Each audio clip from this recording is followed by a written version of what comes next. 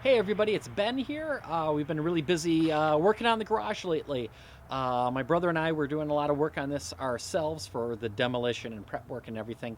But the last couple of days we've had the professional masonry crew here because they got a lot of power equipment and they know what they're doing. So behind me we've got the new footprint dugout, some concrete poured in there for a footer, and kind of a stem wall all started. So it's pretty exciting, and we're going to be putting insulation in here so we can have an insulated concrete slab. Then I'll put down PEX before they pour the concrete, and I'll be able to have a heated floor, which will be super duper nice.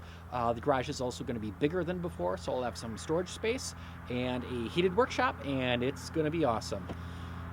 So this corner right here, this is the front right corner, the southeast corner. This corner of the garage is staying right where it was. This was the original corner of the concrete slab. I so wish I could have gotten video of these guys busting up the concrete.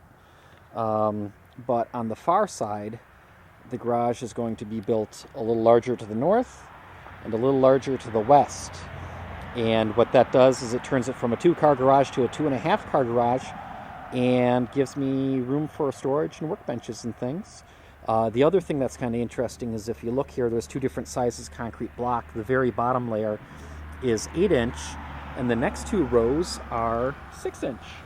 So that difference of 2 inches gives me a place to set some rigid extruded polystyrene insulation, 2-inch rigid pink foam to insulate around the outside of the concrete slab. So there'll be insulation under the slab and then separating it from the stem wall right here as well.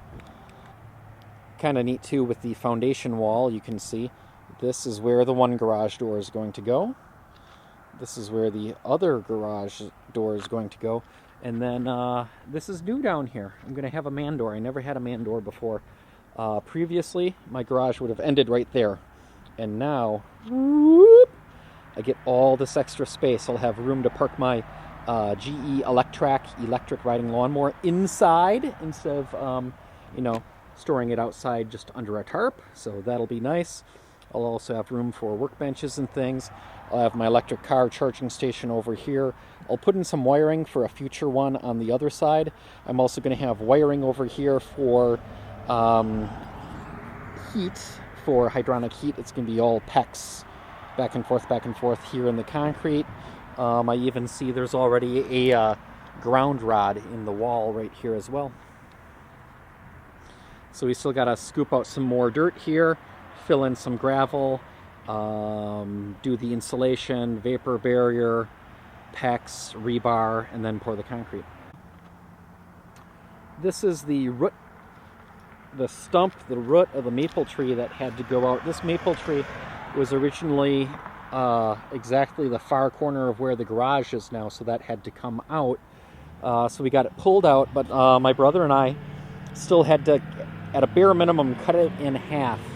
And this thing is about 6 foot diameter.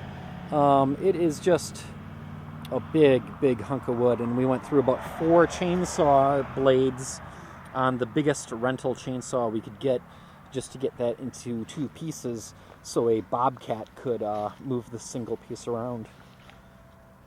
Big hunks of maple.